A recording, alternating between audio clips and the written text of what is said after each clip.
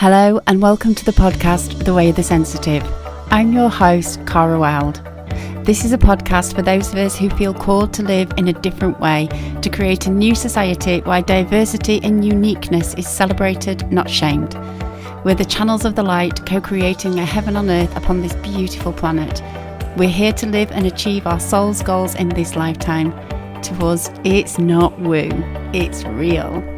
Calling all the magic makers, the mystics, the empaths, the sensitives, the starseeds, the autistic ones, sometimes sidelined, sometimes scapegoated, but we know that we're here to create new pathways in the one mind, because it's not just about traversing alternative dimensions, it's also about landing and being fully alive in this gorgeous world.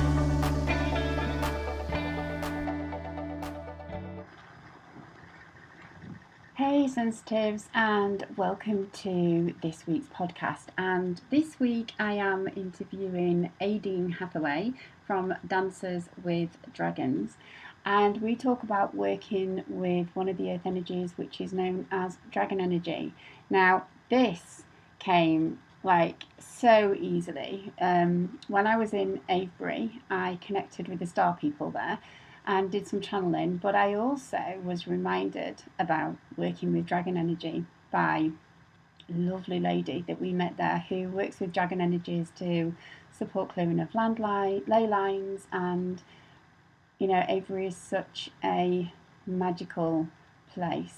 The dragon energy is really strong there, like in many of the portals around the planet.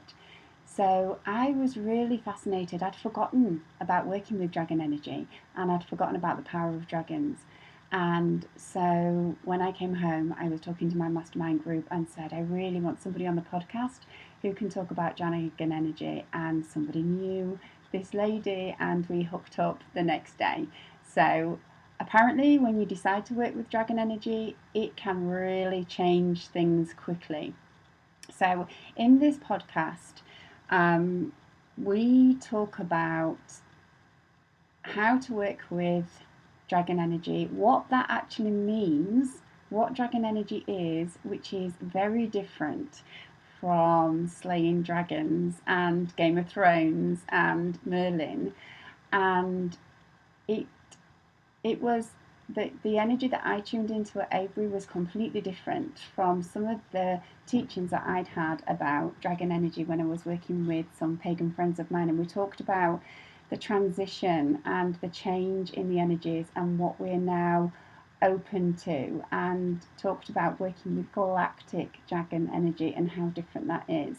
So we get to hear a little bit about Aadaoin's journey, how you can connect with your dragon guide, how you can begin working with them, what that's like, how to respond if you feel like you're called to work with energies, or how to just invite them to work collaboratively with you in your life, and ultimately what dragon energy is here to help us with. And it's all about embodying our own magic and living, surprise, surprise, but living authentically. So I immediately connected with a dragon energy after this interview ended. And it was so funny because I did the journey, connected with something that felt very personal and significant for me, and set some intentions in motion. And then I came out of the meditation, turned around, and one of my daughter's dragon animals, stuffed animals, was looking at me as I opened my eyes, and I had no idea it was in my room, in my meditation room. And it's a very magical, gorgeous, soft and welcoming dragon. So that's the that's the overall message. So I invite you to listen to this podcast, see whether working with dragon energy is something that's calling you right now. And as always, in the Facebook group, I'd love to hear how this landed with you. See you on the other side. Hello and welcome everybody to, I think this is episode 13 of the podcast. I'm not very good at remembering where we're up to, but welcome to the podcast. And today, as I've said in the introduction, we have Aadaoin Hathaway with us, who works with dragon energies. And we were just saying just before the call, hold on, hi Aadaoin, welcome. Hi, Good so to happy have to you be here. here. Yeah, you too. So the reason why this podcast kind of came about so quickly actually was I just got back from Avebury and I had been reminded of the dragon energies by the lady who was running our B&B, who told us she had a dragon down at the bottom of her garden. She worked with the energies and the eggs, the energy eggs, and I was like, oh, I'd forgotten all about that element of earth energies and was really interested and really fascinated. And I came back and on my mastermind call said, I really wanted to interview somebody on the podcast about dragon energies. And you came into my awareness the next day. And then here we are a few days later. So I Yeah, love yeah, that. yeah. The dragons work fast. They get, Yeah, yeah, that's true. Yeah, yeah, yeah, yeah. So I don't know that much about dragon energy and working with dragons, and I have this weird thing that I'm just realizing now as I'm talking to you. Like, I don't know that I've ever given myself permission to work with that energy and have something like that kind of on my side. And I don't even know if it works like that or they have their own kind of intentions and agendas. Or so can you sort of tell us a bit about how what dragon energy is, how it works, and if if you've got a story about how you came across it, yeah, that'd be yeah, great. absolutely. So, it's very interesting what you say about like giving yourself permission, because really what the dragon frequency is, it's this magical, intergalactic, multidimensional frequency that has chosen to support beings on this planet to earth in their magic, right? So Right. it's very interesting that you are noticing that and that you said you'd forgotten about them, right? Yeah. Because I think that is something that a lot of people experience when coming to dragon energy in this way, right? We're all very familiar with how dragons are portrayed in stories, whatever, in the past, um, which we can chat about more later. But Yeah. uh, there has been a shift in frequency for people, and an opening. It's basically an opening, like a portal has been opened for people to remember the dragon energy and to call that back in to support them. Now there are lots and lots of people that work with dragons and have worked with dragons for years, and but what I am seeing lately is that, lately being the last year or two, is that um, that is also shifting, because we've gone through the whole human consciousness, the whole world, Gaia has gone through such a shift. And there is this availability for, I don't want to say a higher frequency, because that our mind starts to put labels on it, but a different Yeah. frequency of dragon energy to come through, a Right. clearer Okay. frequency. Okay, so not to say that I mean, people have been working with dragons for years, and they have certain um, structures in place to do that, and but I think this is happening across the board with a lot of modalities, Mm. where sort of all the old rules are kind of being thrown out, or readjusted, recalibrated, and dragon energy is no different to that, So it's almost like listening to you, it's what we needed in the past is not the same as what we need now. So the frequency is Yes, adapting the itself, frequency or we has, are able to open up to a different level of frequency that's always exactly. been available, but we've Yes. needed something else first to get us to this point. Yes, yes. Yeah, It's like, if when Reiki first became popular, right? yeah, There was a very strict protocol for how you put, where you put the hands, where the hand positions that had to be followed. yeah, There was that protocol, and some people still work with that, yeah. but a lot of others are working much more intuitively with it, and they're mixing mixing Reiki with different energetic modalities that would have been absolutely unheard of, 10, 15 years ago, where it would have been seen as you're not abiding with the structure. And the structure was needed then, okay? It was needed in order to help us contain that, well, not contain, they help us to embody that frequency, right? To help our minds. Because really, to know what to do. Because it was our minds that needed to remember, to learn again. Because our bodies know, we know, it's just that the mind gets a little tied up in knots sometimes. So I have noticed that this it's not a new frequency, as you say. It's an ancient frequency. It's been there for forever, but it is now becoming accessible to more and more people as they are opening to this frequency download, basically. So as I feel into the energy of it, especially when I was at Avebury and I was channeling star people at the same time, it's a really light energy, not that I would expect to dragon energy of because I'm thinking we went to Tintagel just before we went there as well, and my son is just festing on Merlin at the moment, and so the dragon energy in there is just like whoa, but it doesn't feel like that. So that lighter vibration, do we have our own dragon guides? Can we work with them? What can they help us do? What's the relationship about? Yeah, I mean, the frequency to me is very similar in vibration to the archangel energy, actually. So it has that very clear, pristine, to me, no nonsense. It's like this is it.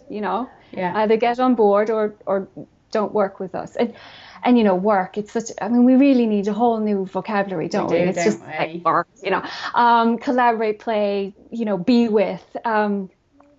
So yes, just like, how archangels and angels have become much more wildly accepted these days as dragon, I feel like the dragon energy will get to that point within 4 or 5 years. It's not going to be, bat an eye if someone says, yes, I work with dragons. So yes, absolutely, everyone can work with dragon energy. As you would with any kind of, working with any kind of energy, there has to be respect. You're not going to call up your best friend and say, hey, could you come over and clean my house? You're not going to do that, right? Well, hopefully no one's going to do that. So it is about having a respect and a gratitude for this frequency that's coming in, a reverence for it, because it is so beautiful and it's so magical and so incredibly supportive, for the magic that we hold in our beings, that we are bringing to this planet at this time. And not in a, we're here to save the world kind of thing. That's not what it's about. And the dragons are not here to save the world. No one's here to save the world. It's just here to be your light, embody that light. And that could be you're working in a supermarket and you are smiling at people as you are doing that, or maybe some days you're not smiling at them, but you're simply just being in the supermarket, or you're a healer, or you're working in the corporate world. The sort of the definitions, the lines that were there before about who can work with what are gone. In fact, as you know, I mean, they were never really there. We just sort of put them there. So yes, absolutely, the dragons are available for everyone and very easily accessible, actually. You don't need a big hierarchical thing to happen. It's simply sitting or walking in nature. As you said, like you felt the dragon energy. This lady says she has a dragon at the bottom of her garden. I would well believe that. Yes, she does. They are deeply connected with the earth. So for me, one of the easiest ways to connect is by being outside in nature. And that can be in your own garden. It can be in a park. It doesn't have to be in the wilds of the moors somewhere. You are there. I mean, generally in the sacred sites, like you said at Avebury and stuff, there will be a stronger presence. It'll be easier to feel them there probably than say if you're in the middle of a big city, you know. But that does not mean that they cannot be accessible to you. For me, the easiest way is outside. That doesn't mean that if you are in a small apartment and you just want to sit quietly and say, I would like to connect with the dragon realm, with the galactic dragon realm is generally the easiest, and see where that takes you. Using discernment, obviously. You don't just float off with just anyone, just like you wouldn't in this world. You use your discernment, use your energy eyes, as I said to my son. Intend that it is the highest frequency, the purest frequency that comes to you. Okay, so that makes a lot of sense, because I teach people how to channel their guides, how to verbally channel their guides, and I always encourage them to go for the creme de la creme and ask for the highest possible frequency available to them in that moment. And then, remind them that who we have in our energy system is our choice. And that just because something if anything feels off, that's not the one. So it's the same with dragon energy. That is the exact same advice I would say to people, because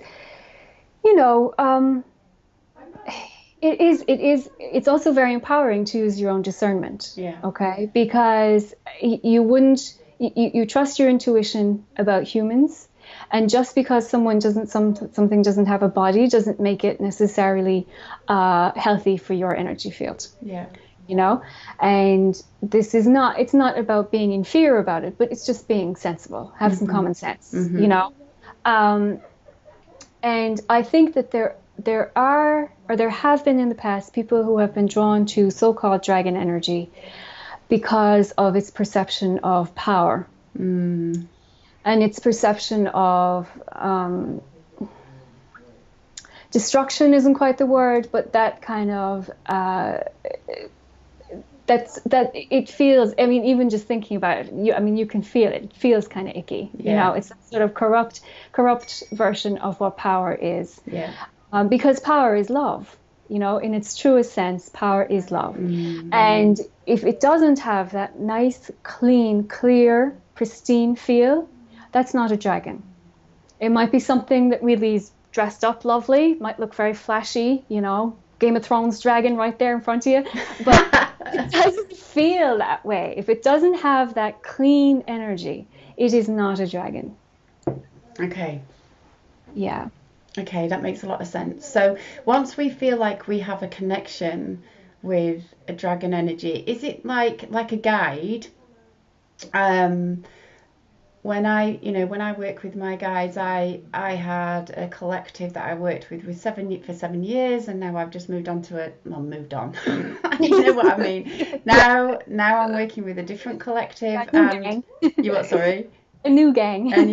Yeah. So with dragons, does it kind of work like that? Like you were saying, you have got one that once you connect with it, that's it.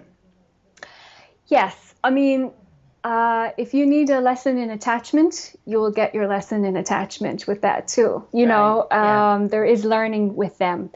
I have had over the years many different dragons that have been a part of my life.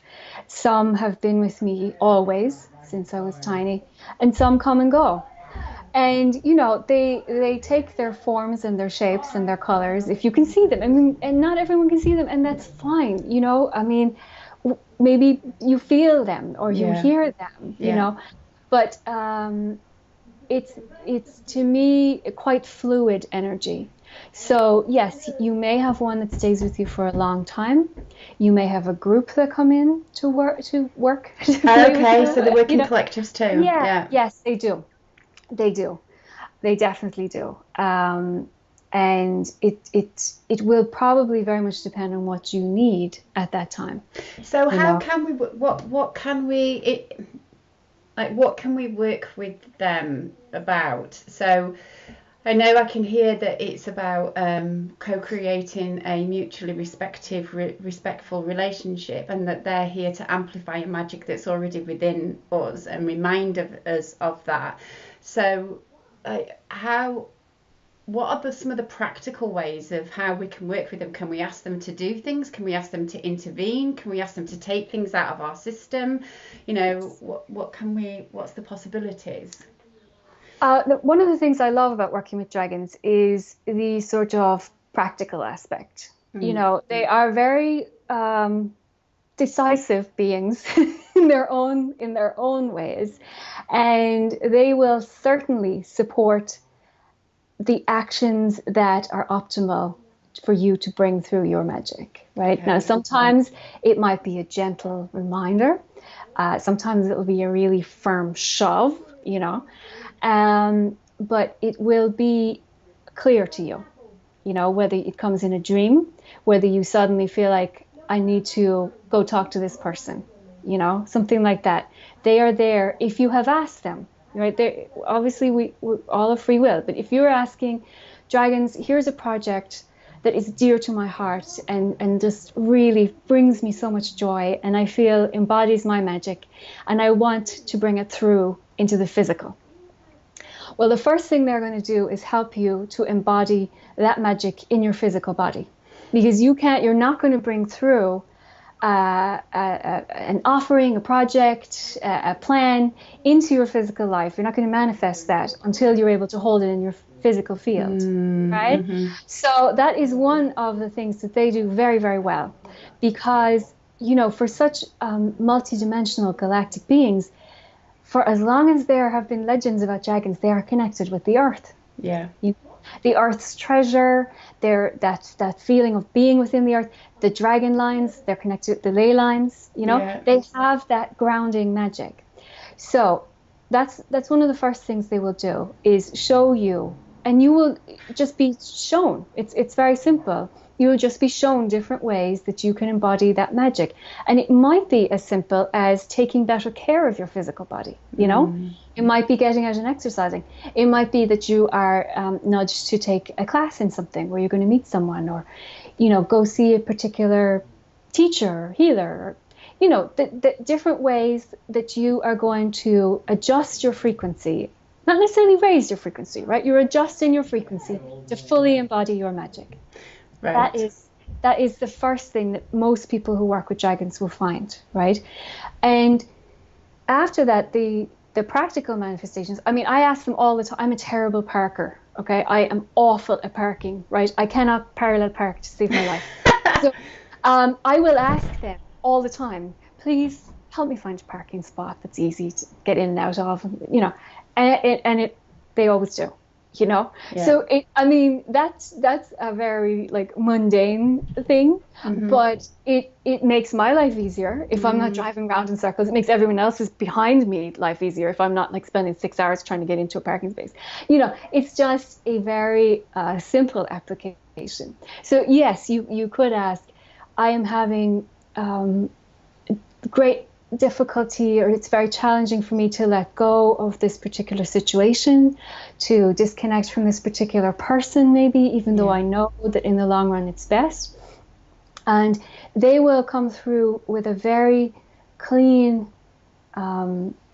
transformative frequency for that. You know, So they work directly with your energy system. They can they do. you can blend with They, them and they can help transform like they do. fears and doubts and things in your energy system. Yes. Okay. Yeah. Yes, Okay. they do.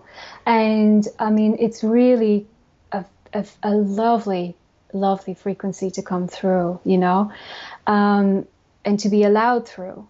They're also very helpful. I mean, you know, my little son does this every day before he goes to school because, or I do it before I go to the supermarket to just ask for some extra filters around your field so that only is what is appropriate gets through. You know, it's Yeah. not about a shield, it's more like a filter. You know, it's just asking that you are keeping it's again supporting your physical body, right? Because if you're being bombarded with other people's stuff, which you know it's hard to avoid these days, especially with the anxiety in the collective and fear in the collective right now, all the Yeah. chaos that's up, it can be very challenging. And you might find that you are getting tired or grumpy or worried, and you know that really in your life there's no particular reason for that, or Mm-hmm. what you're feeling is above and beyond what the situation is. And so they are extremely helpful for clearing that out of your field. You just ask, please, galactic dragons, clear this, anything that is not mine from my field, anything that I'm carrying that's not mine, clear it. And ask for that filter to be set around your field. We don't ask for enough, do we? That's the thing that I come across over and over again, is we think we should be able to do it all on our own. And I just sat down to meditate with my guides around something this morning and was kind of shown, I was going to say my energy system, but more like my big, dimensional energy system. And it was like, bring in your friends, bring in your cooperative partners in that like multi-dimensional way to help you with changes and to manifest. And it's just like, it feels like cheating, because it's ingrained in us, in our culture, that worth is associated with working hard, struggle, effort. And you can only be a champion if you've overcome all these obstacles and you've done it all on your own, Yeah, you have to be the warrior. Yes, warrior energy. Yeah, or even, for sure. even better, the martyr, Oh, I can do that one really well. One or the other, yes. And I'm not sure about, but the Irish mammy is the prime martyr, So yes, there is that. Definitely, there's that in our fields, right? It's imprinted in our bodies genetically. We carry that, and it served its purpose before, right? Because in the old cycle, that was the martyrdom cycle. You got your brownie points for that, But now, it's just not useful, It's like clanking around in a big suit of armor, and it's like 30 degrees, you're roasting. It's not helpful. Yeah. So it is, and that is something that they will also nudge you about, like that you got that nudge this morning, ask for help. And I do feel like that and I think probably, but I do think especially women feel like asking for help makes them look vulnerable. And as a physical female body, being vulnerable has not been ideal, for the last several hundred cycles. So there is that element, and I feel that the calling it, especially actually for that, I love working with the white dragon goddess energy for that, because it's very empowering energy. It's a beautiful, beautiful frequency to come through, and it really helps to dissolve that without sending the physical body into fear or anxiety, because we don't need to do that whole, it's going to take me 3 weeks to process this, and I'm going to be sick, and I'm going to be tired, and we don't need to do that healing crisis stuff anymore. Absolutely. You can do it vibrationally. Yes, there might be times if we've gone through a big shift where our physical bodies need a little extra support, but it doesn't have to be this drama, So the white goddess, the white dragon goddess energy to come through. If you are a person that finds it hard to ask for help, she would be one that you could invite into your field to support you, because you're not actually saying, please help me, you're just saying, and see where that goes, just to put that a little bit. Okay, that's really useful. So I'm just having a look at what questions we've covered those. So one of the questions that links into something I asked my daughter this morning. I said who I was interviewing, and do you have any questions? And she said, dragons, are they like British dragons with wings, or are they like Chinese dragons? And I think that taps into something that another member of our community asked, which is how do we clear the myths that surround the dragon energy that's been created with the by the media? You know, how do we help to honor the true kind of vibrations and clear that up? Well, as I see it, and what they've shown me over the years is, you know, humans make their stories from their perceptions. And then at a certain point, maybe those stories get overlaid with different perceptions. Like, for instance, I have yet to find like a happy Irish myth. The Irish stories, of the Irish heroes always end with death and destruction, or miserableness. Um, and I'm fairly confident that there were at some point some happier stories out there. Or maybe didn't end like that, but at some point got overlaid with these endings, right? And in some places you can almost pinpoint the spot where someone else or some several other else's uh, rewrote that story. Okay, so I think it's interesting that we are already seeing a shift in literature, especially in children's literature, right? Mm-hmm. In kids' books, there are a lot more friendly dragons, like what I would consider a more appropriate dragon energy to the word than when I was a child, right? Okay. Because I actively went looking for those when my son was small because I thought, I just want to see. I was just curious, like because are there stories out there that don't involve the knight slaying the dragon anymore? Mm-hmm. And there are a lot of them. And there's actually a little kids show now called Digby Dragon, and I'm sure there's others, but that have a very sweet energy because dragons love working with children too. They really do. They're Mm. very protective of them, and especially the children that are um, a little find this world a little challenging, Yeah. Yeah. very supportive of them. Right. So I think that shift is already happening, and it's not so much about clearing the energy around the old stories as just sort of acknowledging them for what they were. They were perhaps written from a perception of fear, of misunderstanding, or got overlaid with that at some point, Um, Definitely the aspect of dragon power got Mm. sort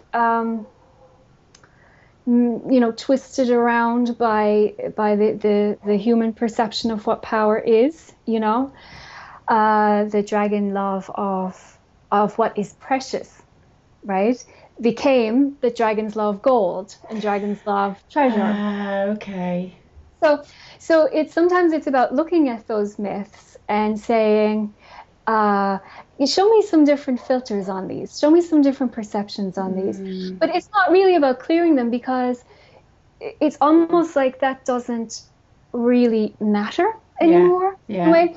I mean, I love The Lord of the Rings. I enjoyed watching The Hobbit and seeing Smaug, and even though he is not in any way my perception of a dragon, I could enjoy the film for what it was. I don't watch Game of Thrones, but I believe that the dragons are very well done in that, Mm-hmm. beautifully executed.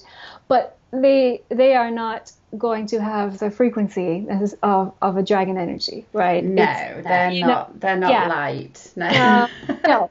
So there will be those, right? Because that is what is going to appeal for a certain amount of time. And I bet you, if we look back on this interview in 10 years' time, we are going to have seen a lot more different depictions of dragons getting out there as Mm. people start to shift because the collective consciousness takes a little longer. Yeah. It Yeah. takes a little more while. And right now, I mean, not to keep, as I say, I don't watch Game of Thrones, but the human collective is in so much chaos, and there is a certain longing there for a being to come in and just sort it all out, you know? Yeah. And that is something that has been held in the human collective for a very long time, and it's what allows dictators to come to power, you know, that they're just going to sort it out. This sort of abdication of one's own power to hand it over to someone else to say, you fix it, you know. And then, well, you know, maybe you don't love what that person does, but that I feel is why those particular depictions of dragons right now are resonating, right? It's just my take on it. That makes a lot of sense. But I feel that will shift. It will shift as consciousness shifts, as the collective shifts, as more and more people, as you said, remember the dragons. And reclaim our own power. Yeah, and start really embodying our own magic. Yeah. Well, it won't even be an issue. It'll just sort of become like one of those dated, you know, like it's like watching, I don't know, the A-Team or something now, you know, where you sort of laugh at the music and the, you know, the guys with the cigars and stuff. It'll just become like that. It'll become sort of irrelevant in a way. And I used to get quite frustrated about it, you know, especially when I was younger, and even as a child, I was very confused about it, you know, like why is everyone trying to kill the dragon, you know? But I don't feel like that anymore. It has reached a much more neutral place for me, that I can say if someone is drawn to that sort of story, they're drawn to it for their own purposes. And when they no longer need that story, it simply will no longer interest them. Yeah, an unmet need, yeah.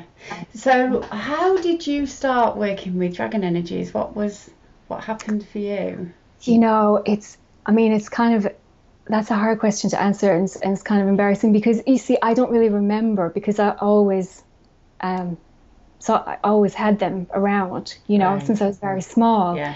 Now, I didn't know what they were called as such, you know, but I suppose, to say consciously, when did I sort of decide to say I work with dragons? Probably just in the last few years. I mean, I worked, you know, for many years, trained as in different energy healing modalities. I co-create vibrational essences with the dragons and with the elementals. But it was just in the last few years that really that kind of owning it energy came in. Yeah. Instead of saying to someone that I was working with, say if I was doing an energy session for someone and saying, oh, you know, here's I'm working with my guides, you know, I say, you know, because there was even in the last 5 years, there's been a massive shift in perception. If you had said 7 or 8 years ago to someone, "Yet my dragons think that, you know, this might be able," I mean, you'd never have seen them again, you know. Even in our field, even in the spiritual field, that's still been bleeding edge. Yeah. So, and it still is a bit. You know, it still is a bit. I still feel that there are people that are put off, and that's fine, because, you know, that then they're not someone that they will find someone else to work with, you know, that's perfect for them. Yeah. But it's been a conscious decision for me to start saying I work with dragons. Did anything change for you once you made that conscious decision? Did anything change? What changed? Everything changed. Wow. I mean, it's not an exaggeration to say everything changed. My business has taken off. I am feeling so much more just me, you know, like I'm not hiding something anymore. Yeah. You know. Yeah. And it wasn't even that I was doing that consciously necessarily. I would always have put it to myself as, you know, oh, this is just me and it's private to me, and people don't need to know about this, you know. And I do still have moments of that where it's like, well, you know, who am I to come and talk about this necessarily? But then I think, well, I learned a lot from people who just shared their personal experiences, you But know? you know So, that voice of shame that we have when we are. I know for me, like my guides have been telling me recently about some information that they're wanting to bring through, and I am just last night. I can feel really emotional. Just last night, I'm yeah, sat like typing because I can hear them so clearly, and just typing the information that they're wanting to kind of put into a book to be released and yes. stuff.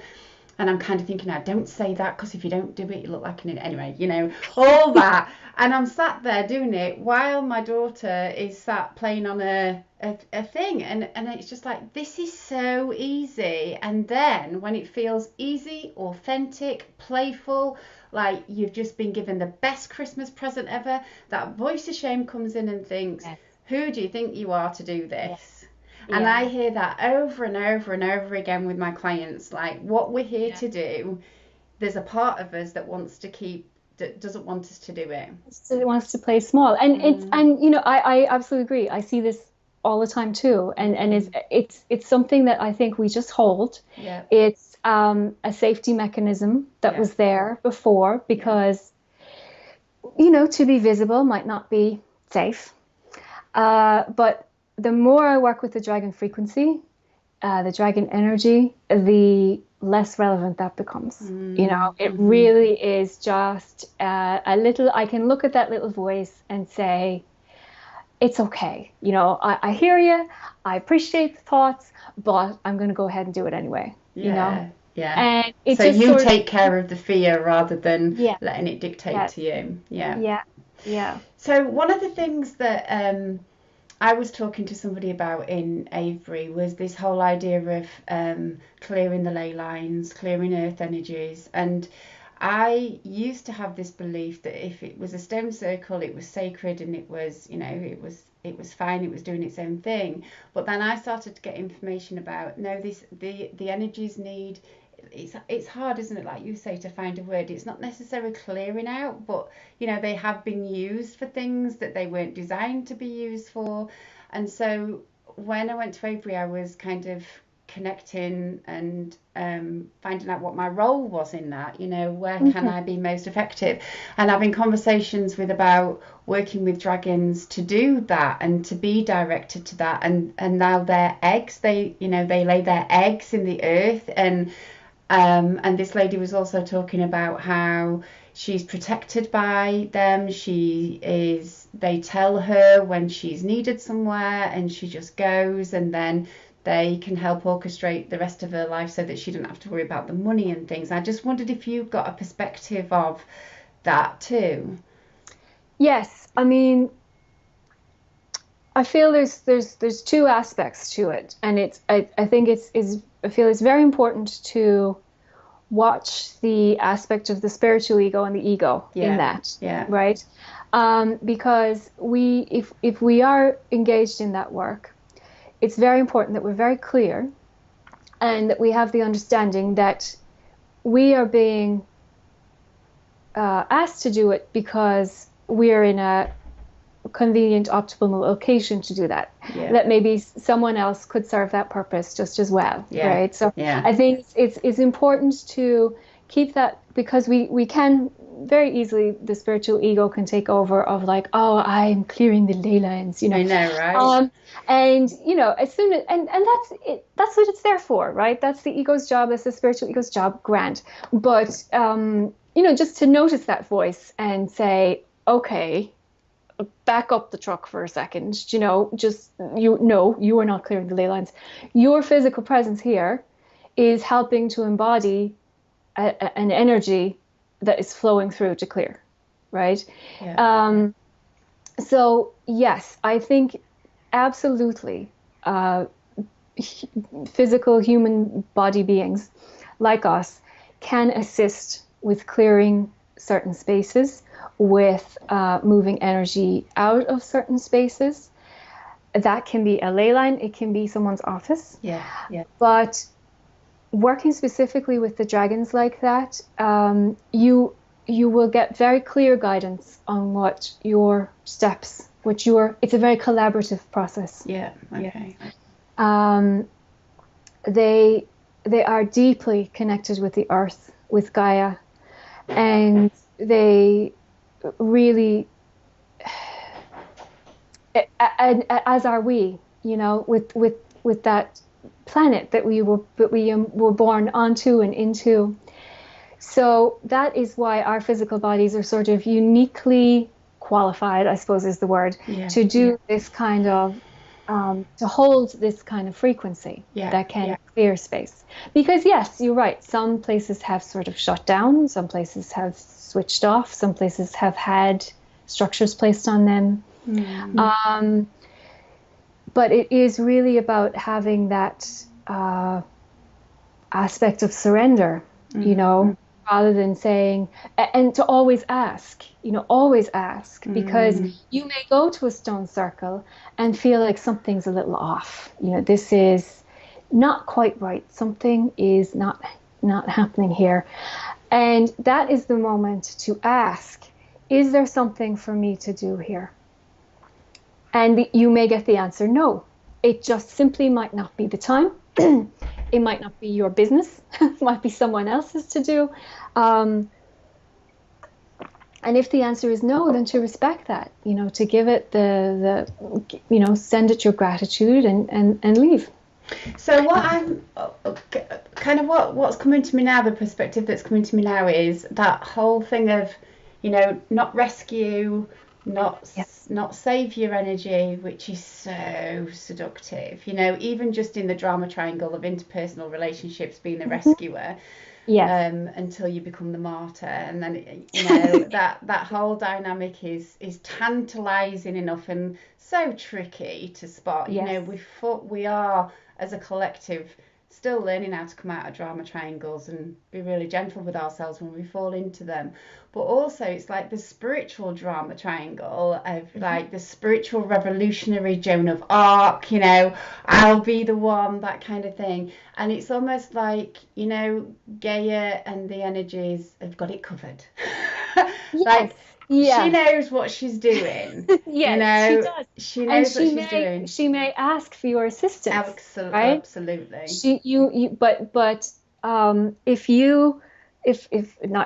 If someone marches into a stone circle and says, "I am going to transform the energy here," well, what they are doing is really no different than someone who walked in there X number of years ago and said, I'm going to tap into this and place a structure here that is beneficial to my definition of power.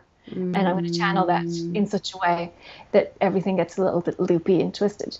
That feels awful.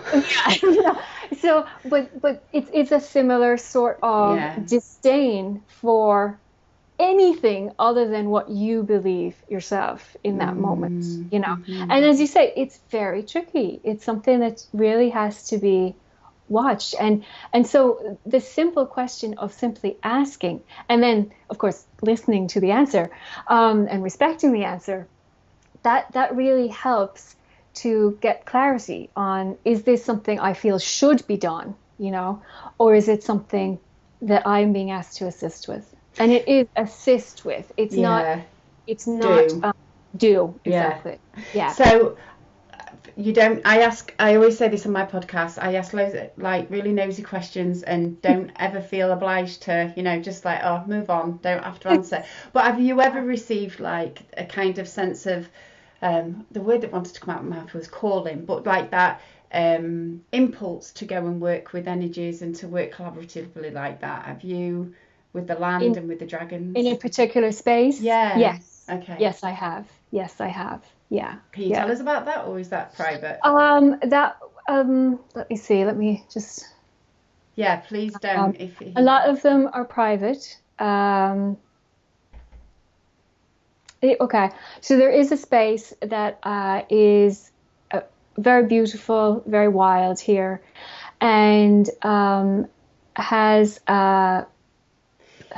It's It's more, I guess, more what I'm asking is how did it land? How did you know? How did you okay. receive direction? So maybe, so Right, for the right. people that are, am I getting this from them or is this my ego? You know, how did you Yes. discern? Yeah, Uh, for me, and of course, everyone's different, but it generally just comes into my awareness. I mean, I could be just out saying, I'm going to go get some milk or something like yeah, that, and I'll get you, go here.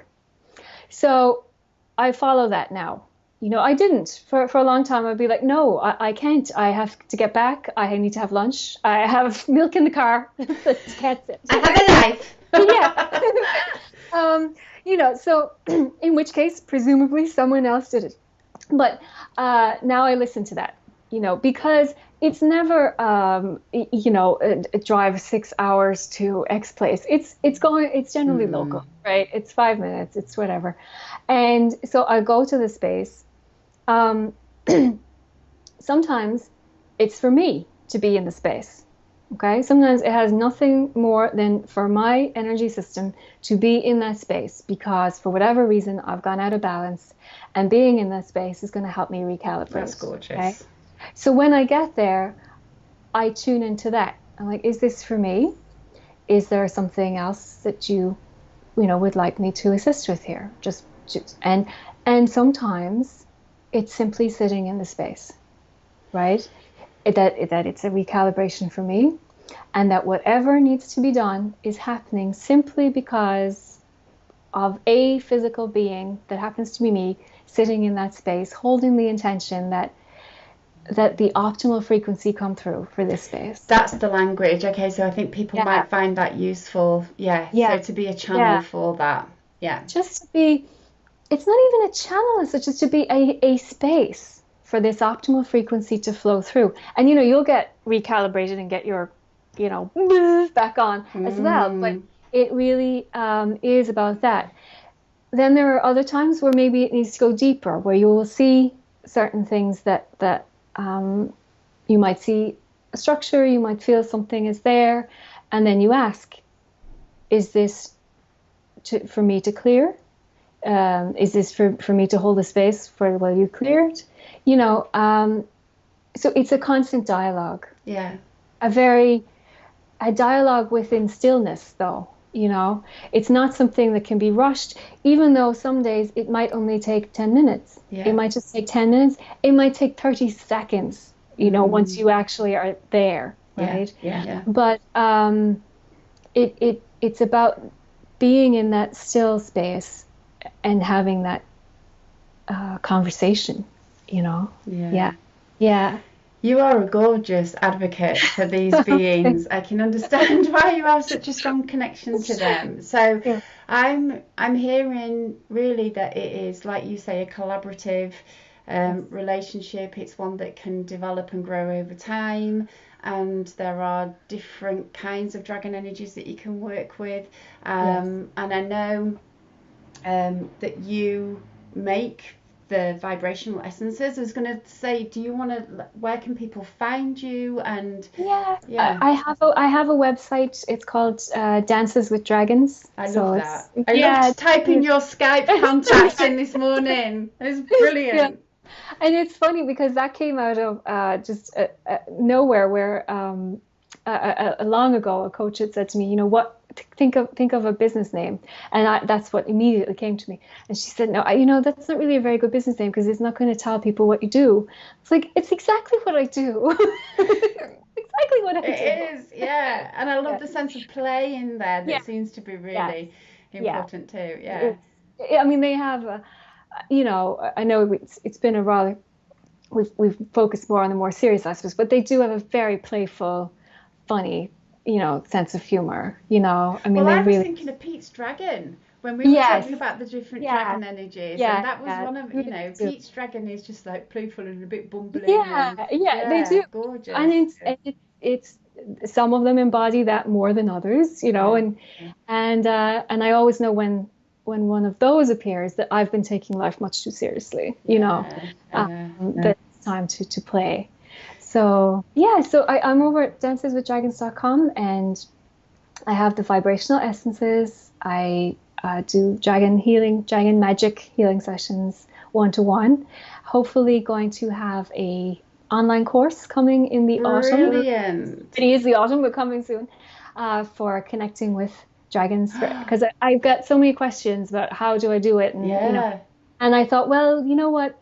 Maybe I'll put together a little something and have a group of people and just play with it. So yeah. that's going to be coming. So if anyone's interested in that, they could just sign up on the newsletter, and I'll be sending out things on the newsletter. So your healing sessions, do you do them online and remotely as well, or just in person? No, I actually don't do any in person. No, They're I all don't. Yeah, remote. Yeah, yeah, yeah, which I love because it means, I have clients in all over the world. It's yeah, wonderful. And I've yeah. got like lady in China. I don't know why China seems so much more remote than other places, but yeah, beautiful, beautiful being in China who works with me. Well, thank you Yeah, so much for joining it's us lovely, today. lovely to Yeah, you thanks, you too. can Yeah, and hope to see you again soon. definitely be great to come back. Okay, bye bye for now. Bye, thanks.